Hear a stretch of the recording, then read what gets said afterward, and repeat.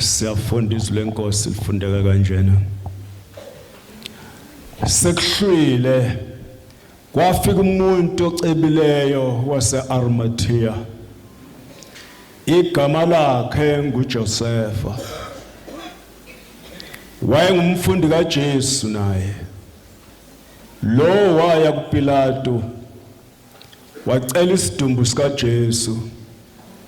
Khona uPilato wayala ukuba anikwe sona. UJosefa wasithatha isidumbu wasisonga ngendwangu enhle ehlanzekileyo. Wasibeka ethuneni lakhe elisha ayeliqopha edwaleni, waginqela itshe elikhulu eminyango wethuna wahamba. Kepha kwakukhona lapho uMaria uMagdalena nomunye uMaria behleze phambi kweliba. Amen. Amen.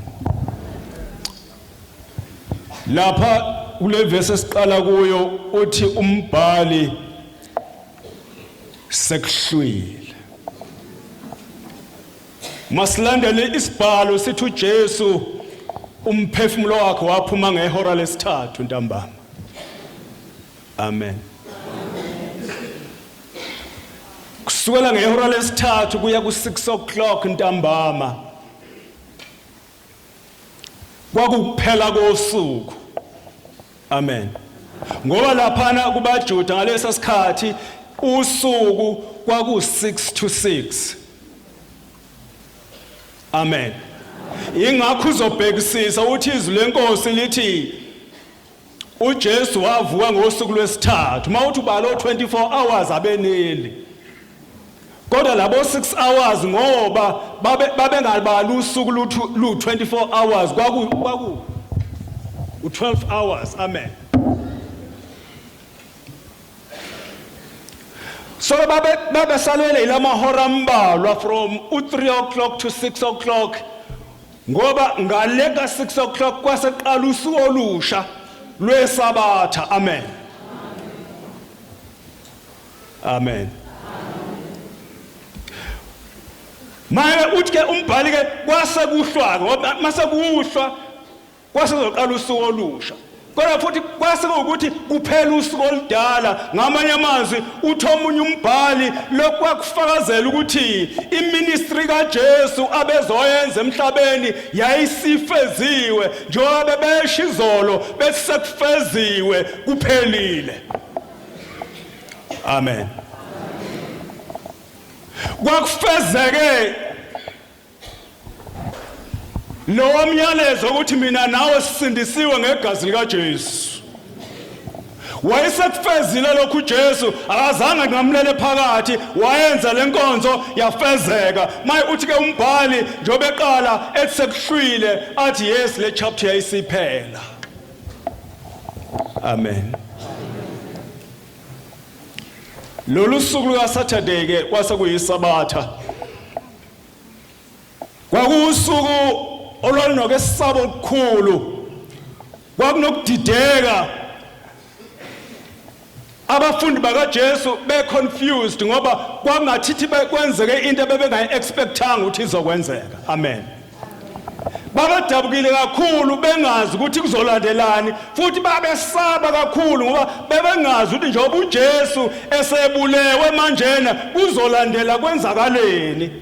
Yizwi ukuthi uJesu wayekhulumile ngalezi zinto kodwa ungathi bona ingqondo zabo zaseyibanjiwe. Amen.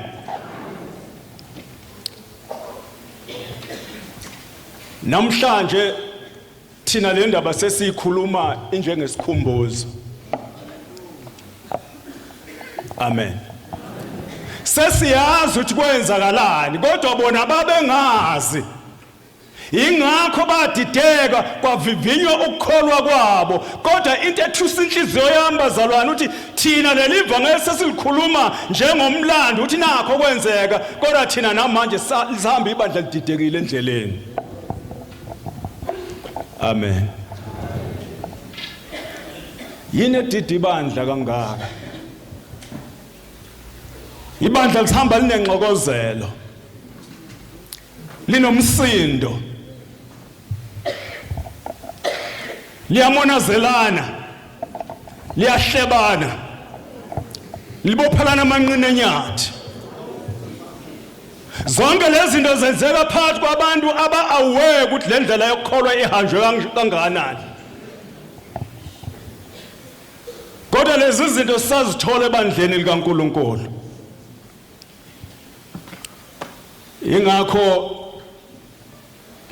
ekuseni namhlanje ngimema ibandla ukuthi ake sihambisane kancane sibheke izinto namaphuzu ukuthi yini kahle kahle ibandla lasizakala ngayo kulolu suku nje abalibiza ukuthi Holy Saturday.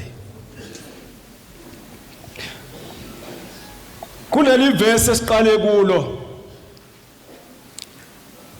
simthola uJosepho wase-Arimathea bethi indoda eyayisesikhundleni esinamandla. Amen. Futhi wayekuloya mkhandlu okuyiwona owawuhlala kuthethwa icala likaJesu, wayekulowo mkhandlu.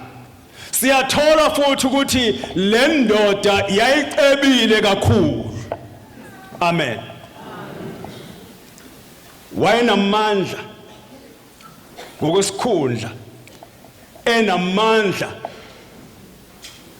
ngokwemali. Kodwa sithola ukuthi le nceka kaNkulunkulu ayizange ifuna ukumanipulate abantu ngamandla ayo enawo.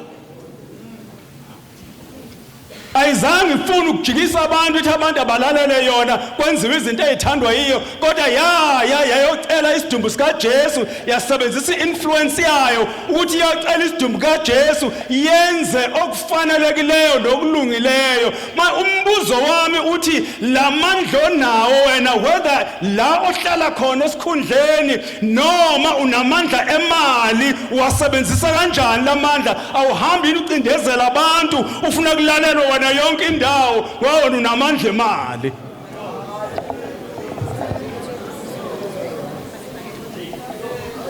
Amen.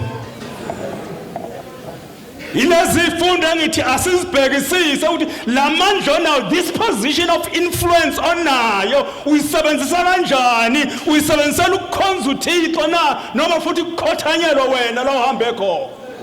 Awunandaba nokuthi unyathele bani endleleni, unyathela udlula ushonelena, because when you are so powerful.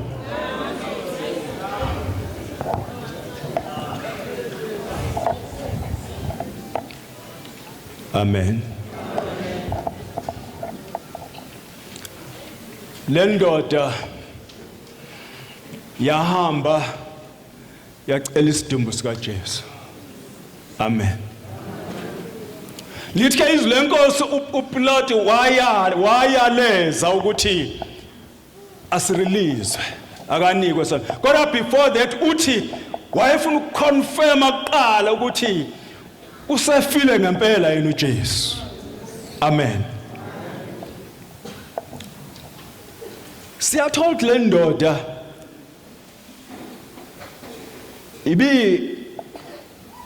noma kuthiwa ibinamandla, inemali, kodwa futhi kulamavangeli kuyavela ukuthi ngiyumfundi kaJesu ozifihlileyo ngenxa yokwesaba ukuthi uzokwenzakaliswa. Amen.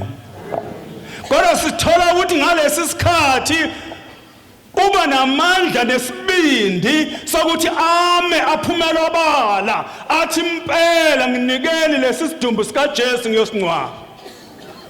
Amen. Uriska iposition yakhe okokuqala ukuthi usemkhandlwini ophezulu. Amen. Uriska ukuthi konke lokhu kwakungamlahlekela. Amen. Ukuriska lokhu ngenxa kaKristu.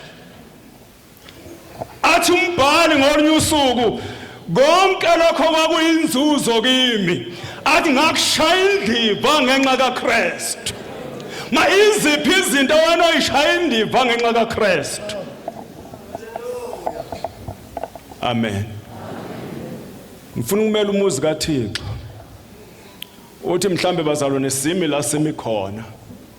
Mhlambe simi phezukwenu. Sicindezela umuzi kaThixo. Sifuna kuphakame thina kunokuba siphakamise uKristu eyinkosi nomsindisi. Bememe ibandla namhlanje ukuthi siphakamise uKristu eyinkosi nomsindisi yena yedwa, umuntu azikhohlwe yena. Lokho okuyinzuzo kimi nangangizuza ngakho, ngakushaya indiva ngobukhulu bokumazi uKristu Jesu. Kufika isikhathi la umuntu athi ahambe endleleni ayikhohlwe yena ukuthi konje usibanibani, akhohlwe nezinto ayizuzayo endleleni, athi inkosi ngenxa yokwazana nawe Nkosi. Iziphi izinto oyishaya indiva wena? Ngithena bazalwane sinobuqha sine pride emangalisayo. La esidlula khona sifuna kwaziwa ukuthi sekufika umntaka sibanibani manje. Amen. Yizwi lisimile siyakhuluma ngalo lizwi kaNkulunkulu, siyafakaza ngalo, kodwa ubuthina phelile abufile ubuthina. Ubona amandla phithizela kangaka njena ngoba umuntu nomuntu umile uthi yimi, nawe uthi uwe, nami ngithi yimi, nalowa, kodwa bese kusuka isiphithiphithi endlini kaThixo.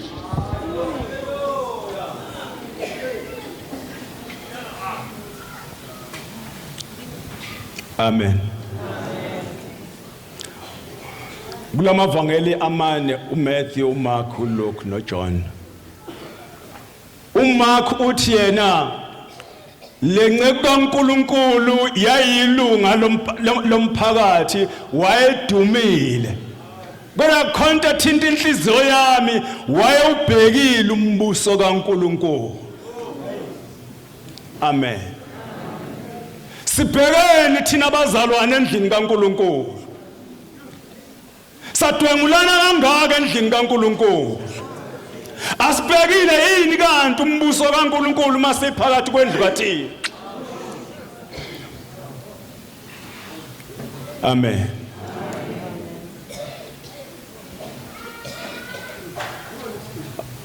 Amen. Pauli kwaba seKolose. Ngakho manavuso kanye noKristu, funa nokwaphezulu lapho ekhona uKristu.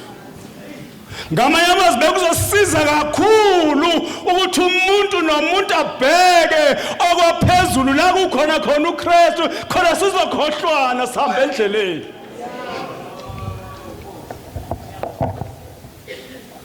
Sibheke uKristu eyinkosi nomsindisi yena yedwa.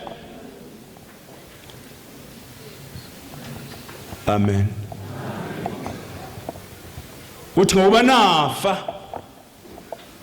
ukuphila kwenu kufihliwe noKristu uNkulunkulu.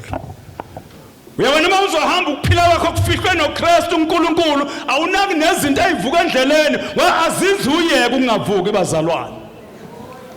Bekuzothi noma sawunyathelekile kodwa uthi nginako kwaphezulu ngoba mina ukuphila kwami kufihlwe noKristu uNkulunkulu.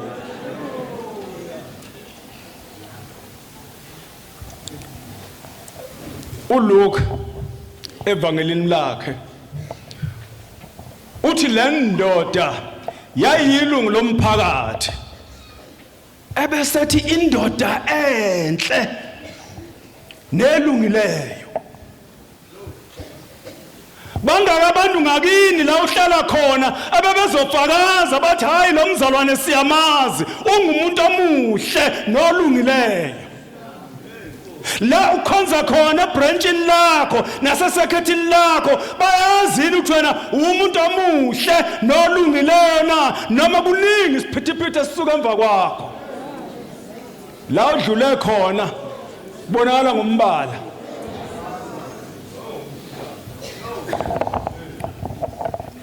Amen.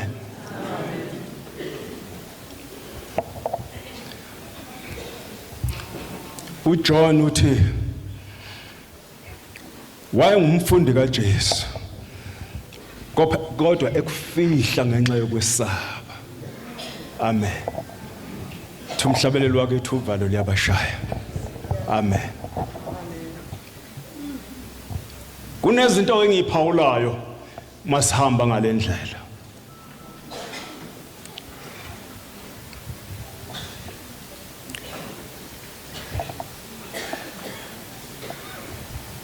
Laba abantu abanakekela isidumbu senkosi yethu uJesu Kristu baze bayosifihla.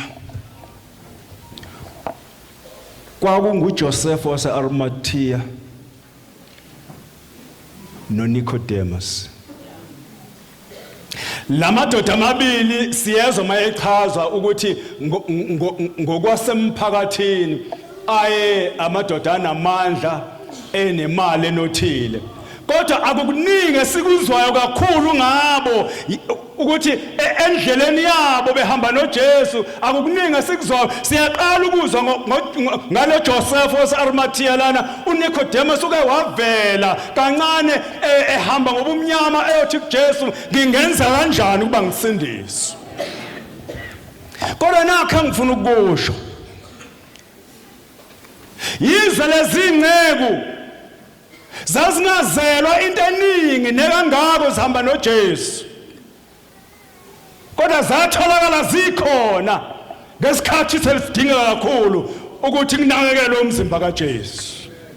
Amadoda ayethenjiwe, abapostoli abazange batholakala, base bebalekile bacasha.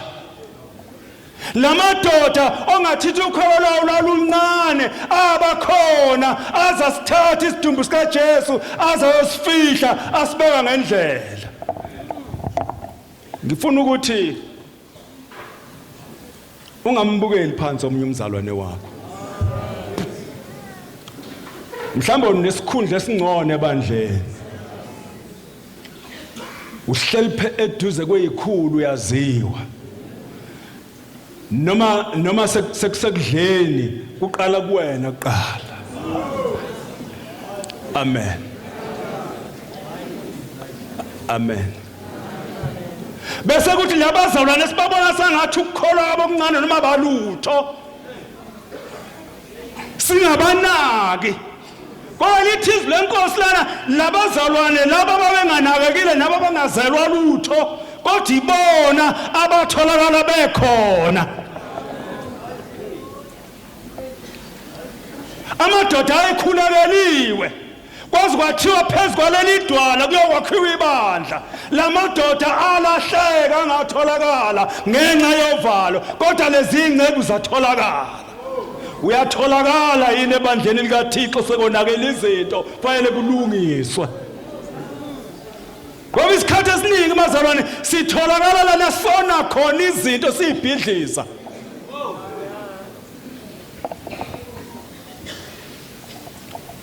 Amen. Amen.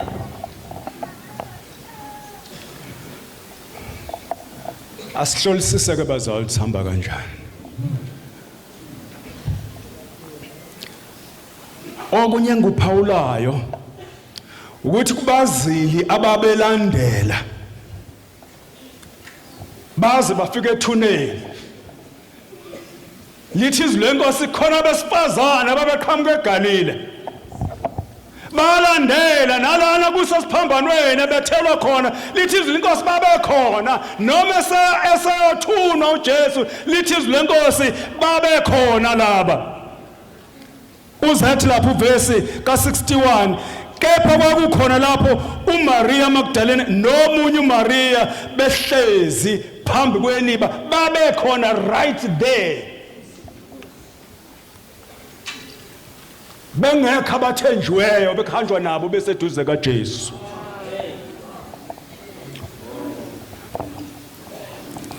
Bengifuna ukuthi bomama ningakubhekeli phansi ukukholwa kwenu. Ngalabo mama babakhona kwaze baba sekugcineni, kwathi amadoda ayinamandla nayaziwa, they were not there. Kodwa labo mama babekhona. Lithi izwi lenkosi babehlezi phambi kweliba.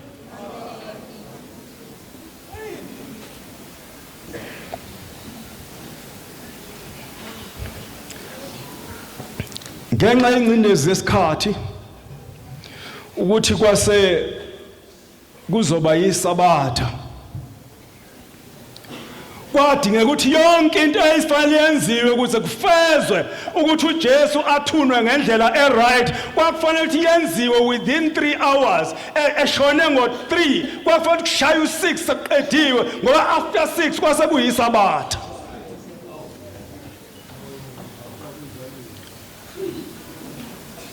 Angithi bengisathi ngifuna ukusiza ibandla ukuthi lama hour osuka ehamba kanjani kusho ukuthi ngalesi sikhathi mase kusuka ku6 wantambama kuya ku6 wasekuseni kwakusuku lokuqala kuthi Saturday 6 o'clock in the morning to 6 o'clock in the evening kuyusuku lwesibili kuthi ntambama ngo Saturday ngo6 o'clock kuzo 6 o'clock on Sunday morning kwase kuusuku lwesithathu. Amen. Amen. So ngenxa ke yaleyo ngcindezi ke ababehlela baphuthuma benzela ukuthi konke kwenzeke kupheleliswe ngesikhathi. Lithi izwi lenkosi kwadingeka ukuthi bashiye konke okwabo ababekwenza baqondane nokuthi babheke ukuthi isidumbu sikaJesu sifihlwa ngendlela eright. Ushiyeni wena ngenxa kaKristu? Amen.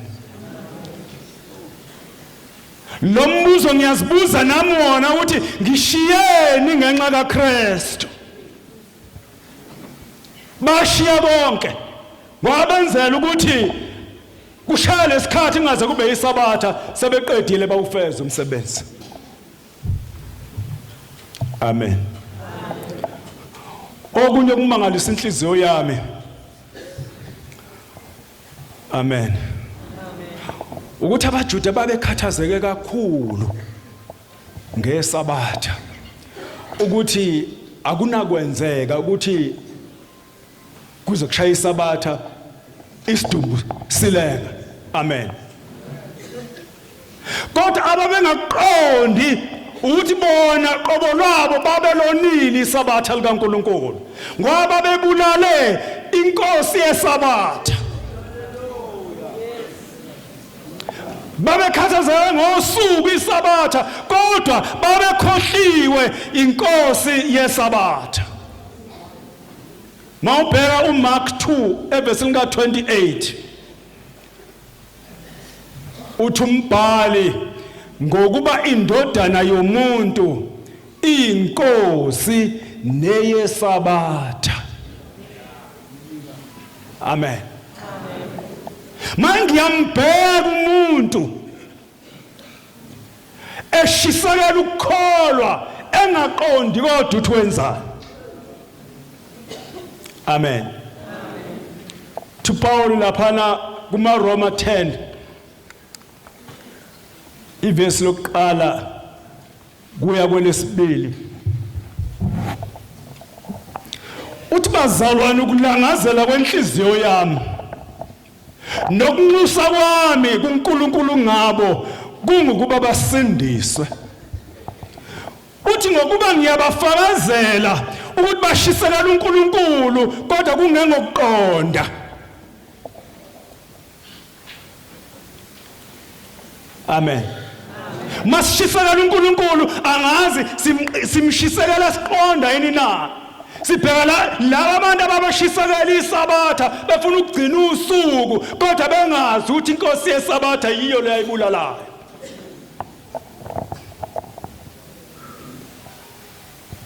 Amen.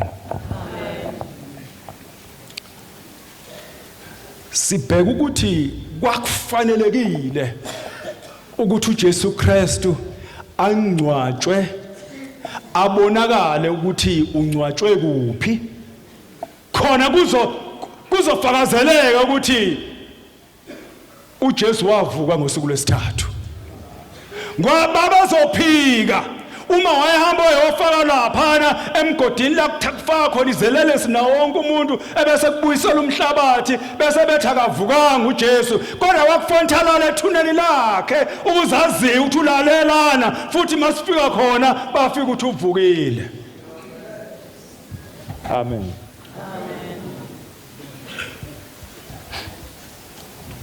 Amen. uJesu hambe yolala kulela thuna uthi umbhali lalisengadini. Amen. Kwelinye lamavangeli lalisengadini leli thuna. Siyakhumbula bazalwane ukuthi uAdam noEva mabexabana noNkulunkulu ensimini yaseEdeni baxoshwa ke wayithinta lento ngithi bekuba bugwamanda izolo baxoshwa khona kwaze kwathiwa isabelo senu siphelile lana. Nali igazi lika Jesu namhlanje na indodana yomuntu iyathatha ibuyiselwe engadini. Amen. Sathola ilungelo lokubuyisela engadini yokuphila. Uri noma sifa ngalena paradise sinayo indawo engadini lapha eparadise yabuyisela isidumbu sika Jesu engadini la sasixoshwe khona ngokwesono sethu.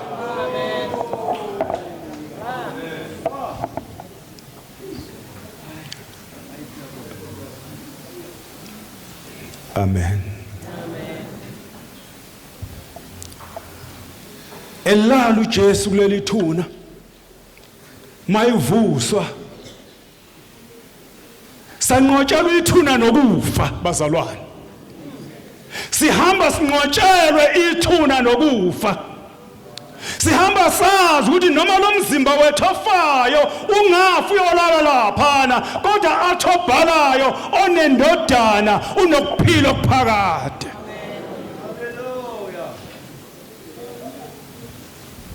Amen. Onendodana unokuphila okuphakade. Muzwa senyonini inhliziyo yami iyadabuka sigcwele kakhulu endlini.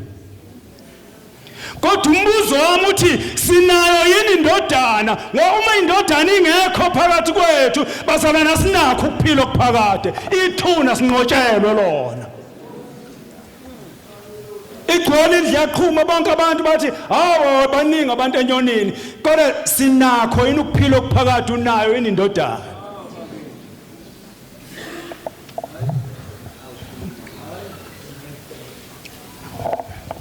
Amen. Funa ukukhuluma ngale ndaba kafishane. Le ndoda ihamba iya kuPilato iyazidela iyocela isidumbu sika Jesu. Amen.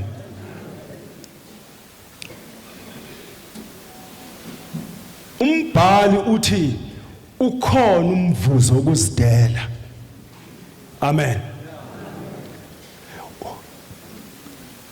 Yazidela lenceku yahamba yayocela lesi sidumbu uthi ayinikwe sona ingazi ukuthi yini engenzeka kuyo. Amen.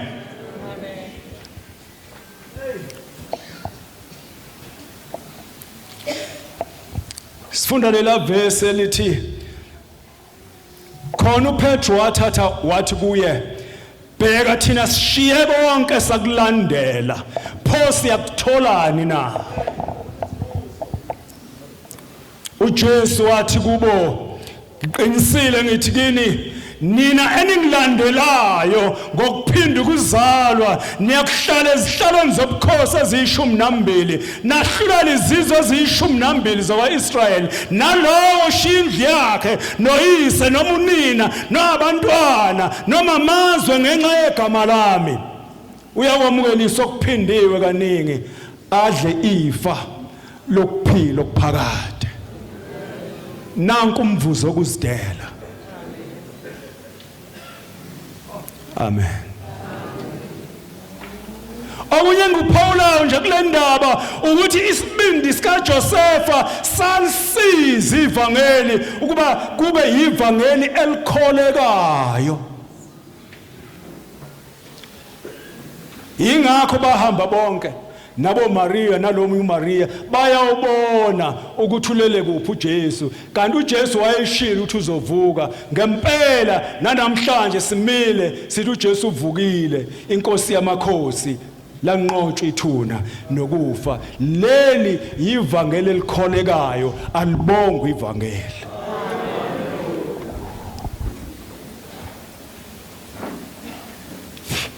Senzo sika Josefa noNicodemus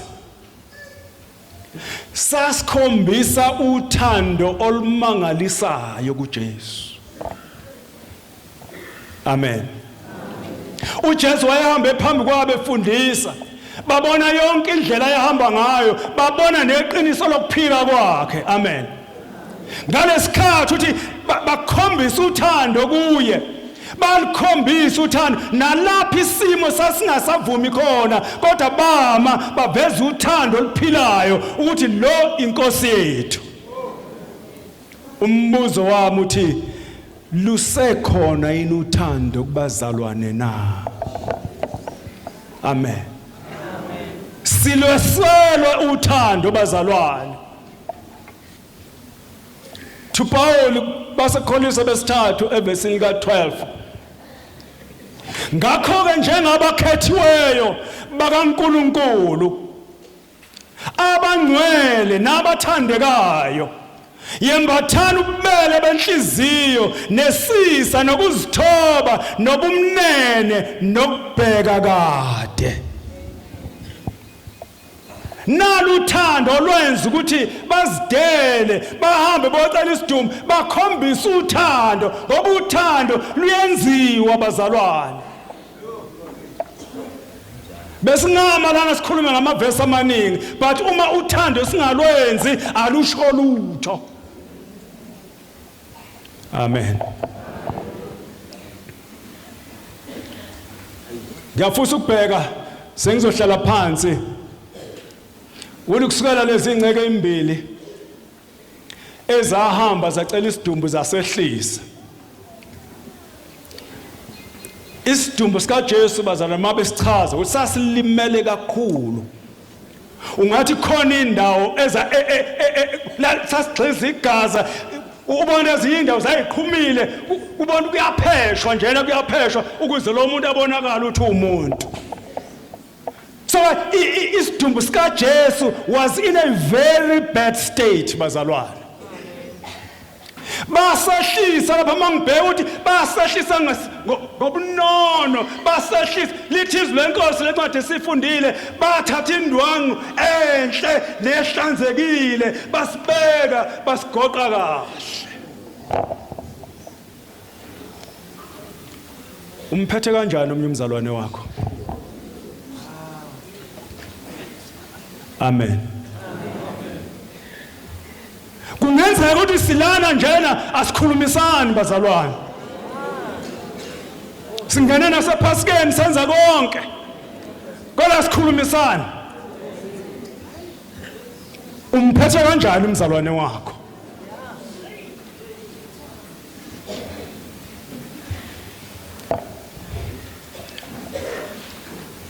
Siyabheka ukuthi bafaka amakha namafutha. Laba besimame nabo kwakuzothi mase kudlula isabatha bahambe bayothatha isidumbu sika Jesu basifaka amakha namafutha. Uzoqaphela ukuthi laba babili abafundi nalabo mama base bekhohliwe befana nabo wonke abafundi baka Jesu, base bekhohliwe ngoba beyitshela isidumbu sika Jesu sizohlala ethuneni sibole njengayo yonke imzimbelele khona. Base bekhohliwe ukuthi uJesu uthana ngosuku lwesithathu izovuka inkosi yamakhosi. Athi bandla liyahamba likhohlwe nje ukuthi bekuthiweni vele. Amen. Yingakho babegijima namafutha nawo zonke amakha uze isidumbu singaboli, isidumbu singanuki, bakhohliwe ukuthi lesa sizukulala nginaphakade. Amen.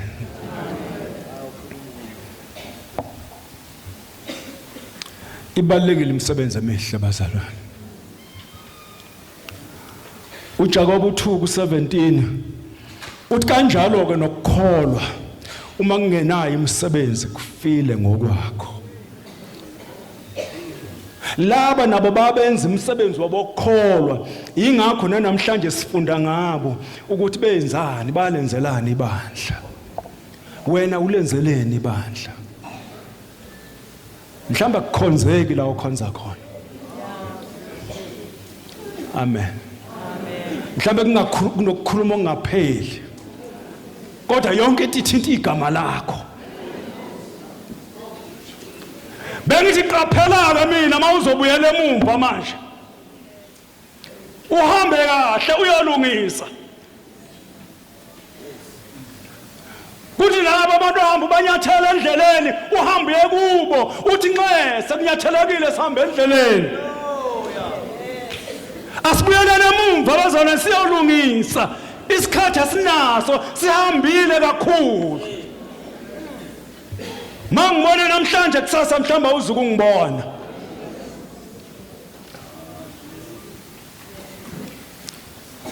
Lihlulwe yini bandla ukusebenzisa inkonzo enhlambuluko? Bazalwane bagibele naseyinqoleni bahamba ndawonye bakhulumisana baxabene.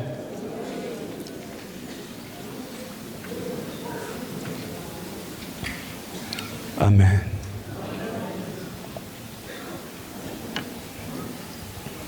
Sengihlala phansi bazalwane. Amen. Kodwa nazi izinto engifundayo nengithi njena just to recap. Kufanele ukuthi umuntu nomuntu fanele sesaba uNkulunkulu yena yedwa.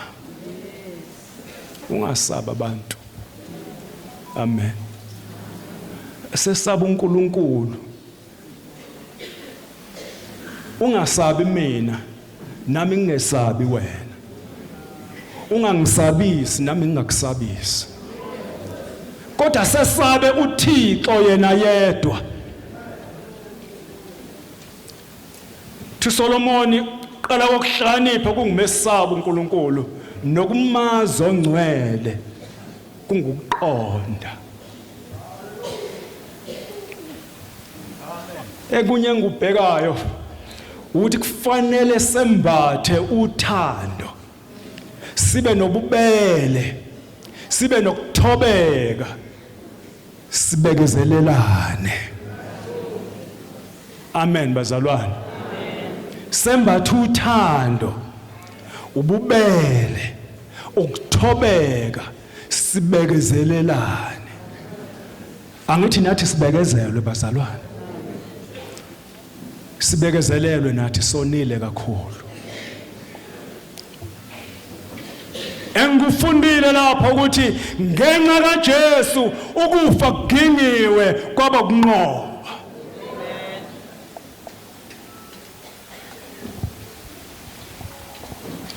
Lesenzo sika Josefa sagqugquzela ukuba siphile impilo yethu ngokukholwa. Siphile ngesibindi, sizinikela kanye lokuthi zenze ezinhle njalo. Sifundile ukuthi noma bekunzima kodwa wahamba wazidelela ukuthi ayokwenza okuhle. Amen. Kumele ukuthi sibheke ukujula kokukholwa kwethu. Bese sibheka ukuthi simkhonza ngokuyikho yini uNkulunkulu. Amen. Bazalwane bengingama la ngiquote amavesi njengoba bengiwaquote. Kodwa kusho lokuthi ngimkhonza ngendlela uNkulunkulu. Imini okufanele ngenze izenzo zokukhonza uNkulunkulu. Bengingamalana ngiquote amavesi nginenze kube sengathi anazi lutho, kodwa umuntu ofanele akholwe yimina. Umuntu ofanele enze ukukholwa yimina. Ukukholwa kuyenziwa bazalwane. It's not about ukusha amavesi. Amavesi asiqinisa, asiqondise ukuthi sihambe kahle, siqondise izwi likaNkulunkulu. Amen. Okwethu ukuthi sasigaydiwe izwi likaNkulunkulu, sihambe kahle, siphathe kahle ibandla likaNkulunkulu, siliphathe ngobuqotho nangokuthobeka. uJesu Kristu inkosi. Amen.